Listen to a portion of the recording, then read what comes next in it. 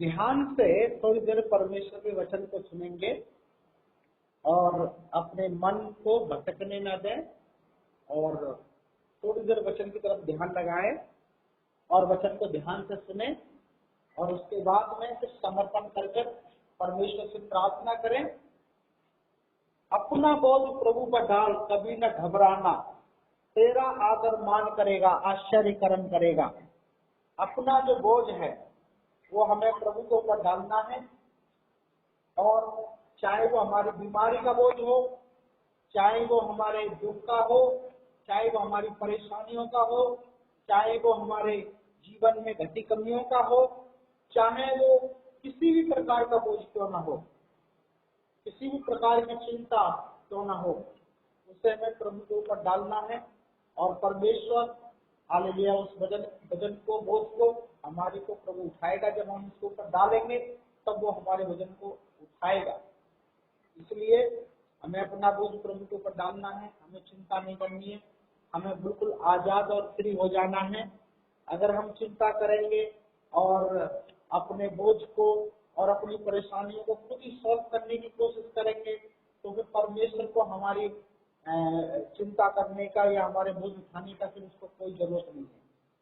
इसलिए हमें उस पर अपनी सारी बोझ और अपनी सारी चिंता उसके ऊपर डालनी है और उससे हमें प्रार्थना करना है और हमें चिंता नहीं करना है, चाहे कुछ भी क्यों ना हो। हालेलुया। परमेश्वर हमारे बोझ को उठाएंगे और हमारी चिंताओं को परमेश्वर हमारे जीवन में हमें दूर से दूर करेंगे। इसलिए हमें बड़े ध्यान से आज के वचन को सुनना है।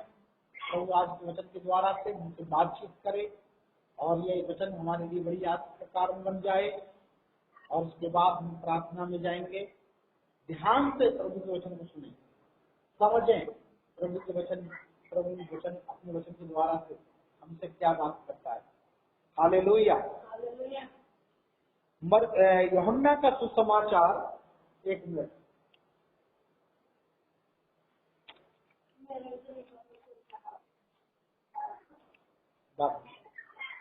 यूहन्ना का सुसमाचार और 8 अध्याय और उसका आपको सामने में पढ़ूंगा, ये पढ़ूंगा 31 तक पढ़ूंगा मैं आपके सामने। एक यूहन्ना का सुसमाचार 8 अध्याय का 1 से लेकर 31 तक। यहाँ पर लिखा है, परंतु यीशु जैतून के पहाड़ पर गया और भोर को वह फिर मंदिर में आया। तब लोग उसके पास आए और वह बैठकर उन्हें उपदेश देने लगा। तब शास्त्री और फरीसी एक स्त्री को लाए जो व्यभिचार में पकड़ी गई थी और उसको बीच में खड़ा करके यीशु से कहा, हे गुरु, यह स्त्री व्यभिचार करते पकड़ी गई है और व्यवस्था में मूसा ने हमें आज्ञा दी है कि ऐसी स्त्री को पथरवार करे। अंत तू इस स्त्री के विषय में क्या कहता है? उन्होंने उसको परखने के लिए यह बातें कही ताकि वह उस पर दोष लगाने के लिए कोई बात पाए। परंतु यीशु झुककर भूमि पर उंगली से लिखने लगा। जब वे उससे पूछते ही रहे तो उसने सीधे होकर उससे कहा, तुम में से जो निष्पापी हो वही पहले उसमें पत्थर मारे। और फिर झुककर भूमि पर उंगली से लिखने लगा। परंतु वे यह सुनकर वो बड़े से लेकर छोटे तक एक एक करके निकल गए और यीशु अकेला रह गया और स्त्री वहीं बीच में खड़ी रह गई। यीशु ने सीधे होकर उससे कहा, हे नारी, वे कहाँ गए? क्या किसी ने तुझे दंड की आज्ञा न दी। उसने कहा, हे प्रभु किसी ने नहीं। यीशु ने कहा, मैं भी तुझे दंड की आज्ञा नहीं देता, जा और फिर पाप मत करना। हालेलुया। कहने का मतलब मेरा यहाँ पर है, सॉरी ये जो है 11 तक है।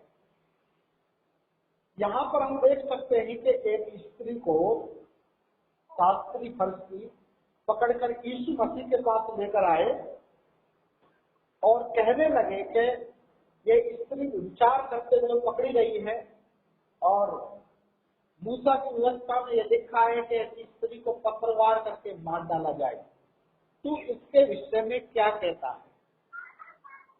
तो यह सच बात है कि मूसा की व्यवस्था में यह लिखा है कि अगर कोई स्त्री ऐसे विचार करती है तो अगर पकड़ी जाए तो उसको मार डाला जाए। पर लेकिन ये स्त्री के बारे में ही नहीं, पुरुष भी को भी पकड़ा जाए तो उसको भी मार डाला जाए। यहाँ पर जो है पुरुष को तो छोड़ दिया है पर स्त्री को पकड़ लिया है यहाँ पर, क्योंकि कोई भी व्यक्ति अकेला कुछ भी करने से वो विचार नहीं होता है, पर लेकिन जो दूसरा व्यक्ति कुछ करता है तो विचार करा माना जाता है। तो इस स्त्री ने अगर विचार किया है तो दूसरा व्यक्ति कहाँ है जो इसके साथ का। तो यहाँ पर हम देख सकते हैं अगर वो भाग गया है तो फिर इस स्त्री को क्यों पकड़ लिया उन्होंने? क्योंकि अगर वो भाग गया तो उस स्त्री को भी छोड़ देना चाहिए उनको। और नहीं तो मैं ये नहीं कह रहा कि ये स्त्री ने अच्छा काम किया है या मैं इसकी सपोर्ट नहीं कर रहा हूँ। कहने का मतलब है कि इस स्त्री को भी पकड़ा है तो उस पुरुष को भी पकड़ के लाना चाहिए और दोनों को ही पत्थरवार करके मार डालना चाहिए अगर उन्होंने वास्तव में की, अगर इन्होंने गुनाह किया है तो।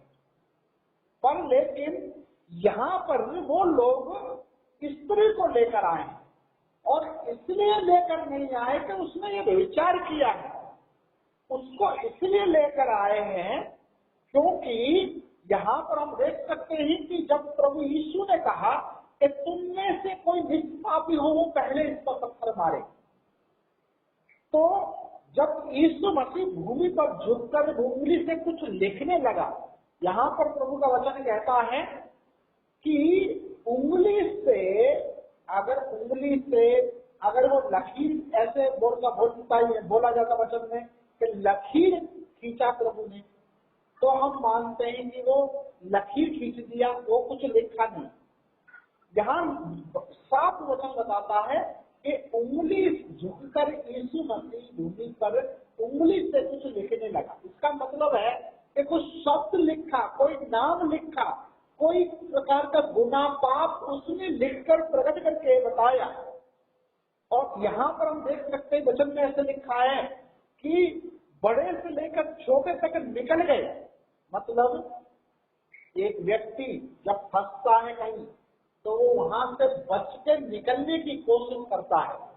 यहाँ पर हम देख सकते हैं कि सबसे बड़ी बात है, यहाँ पर बड़े से लेकर छोटे तक सब निकल गए। अगर उस स्त्री ने गुनाह किया है, अगर उस स्त्री ने पाप किया है, अगर वो गलत करते हुए पकड़ी गई है, तो सबसे पहले किसको भागना चाहिए? यहाँ पे उस स्त्री को भागना चाहिए। और लेकिन वो स्त्री वहीं पर खड़ी है, बीच में ही खड़ी है, और सारे लोग जो उसको घेरे हुए थे पत्थर मारने के लिए, वो एक एक करके निकल गए, बड़े से लेकर छोटे तक निकल गए। अरे उन्होंने कोई तो पाप गुनाह नहीं किया था तो वो क्यों भाग गए, क्यों निकल गए? और जिसने पाप गुनाह किया है वो वहां पर क्यों खड़ी है? और यहाँ प्रभु का वचन कहता है कि प्रभु के सीधे जब खड़े होकर देखते हैं तो स्त्री अकेली खड़ी है और सब लोग वहां से भाग गए। प्रभु ने पूछा वो कहाँ गए? तो वो तो सब निकल गए, है ना? तो वो कहता है कि जा, मैं भी तुझे दंड की आज्ञा नहीं देता। दंड की आज्ञा कौन दे सकता है? दंड की आज्ञा वो देता है जिसने कोई पाप न किया हो। दूसरे को उपदेश वो दे सकता है जो खुद उसको उपदेश को मानता हो। अगर मान लो मैं दारू पीता हूँ और मैं कहूँ दूसरे से कि तुम दारू मत पियो, मैं गाली देता हूँ तो दूसरे से कहूँ तुम गाली मत दो, मैं झूठ बोलता हूँ और तुम दूसरे से कहूँ तो तुम झूठ मत बोलो, तो ये जो है ना, मेरे बोलने का कोई मतलब नहीं बनता है, मेरे बोलने का कोई फायदा नहीं है। यहाँ यीशु मसीह कह रहे हैं कि मैं तुझे दंड की आज्ञा नहीं देता। यहाँ पर दंड की बात कौन कर रहा था? दंड की बात कर रहे थे शास्त्री फरीसी, सब लोग यहाँ छोटे बड़े दंड की बात कर रहे थे। इसने पाप किया है, इसको मार डालना चाहिए, पत्थरवार कर व्यवस्था में ये लिखा है ना। तो प्रभु ने कहा ठीक है, वो पहले व्यक्ति पत्थर मारे जिसने कोई पाप न किया हो। हम यहाँ पर देख सकते हैं कि उनमें से किसी ने भी उसको पत्थरवार नहीं किया। यीशु मसीह ये व्यक्ति इसलिए उस स्त्री को लेकर आए ताकि स्त्री ने पाप किया या किसी पुरुष ने पाप किया, इससे कोई मतलब नहीं है उनको मतलब है कि यीशु पर किसी भी प्रकार के दोष लगाए, कोई भी बात उसकी पकड़े और इसलिए उसको उसके खिलाफ, उसके विरोध में कोई भी प्रकार की योजना, कोई भी षड्यंत्र रचा जाएगा। तो यहाँ पर हम देख सकते हैं कि यीशु क्या कहता है।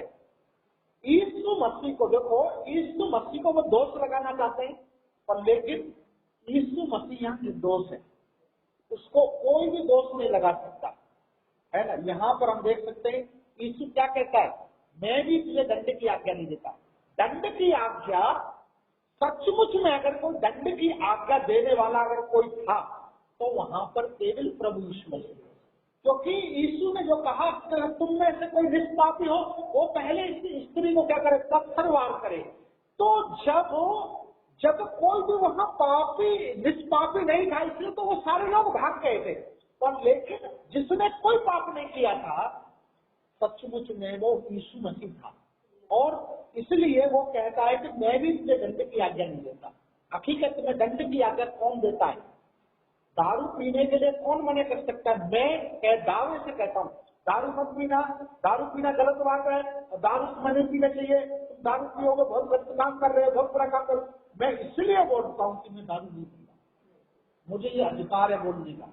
जिस दिन मैंने दारू पी लिया, मुझे ये अधिकार खो दूंगा मैं ये बोलने का कि तुम दारू मत पियो, है ना। अगर मैं झूठ नहीं बोलता, मैं झूठ के बराबर विरोध कर सकता हूँ। मैं गलत काम नहीं करता, मैं गलत का विरोध कर सकता हूँ, है ना। अगर मैं खुद गलत करूं तो मैं गलत का विरोध नहीं कर सकता। यहाँ यीशु मसीह निष्पापी थे, कोई पाप नहीं करता, कोई भी दोष नहीं था उनके अंदर। दोष लगा रहे थे, पर लेकिन कोई दोष इसलिए लगा रहे थे, कोई दोष उसके अंदर था नहीं, तो वो दोष ढूंढ रहे थे, दोष बना रहे थे तो यीशु मसीह को।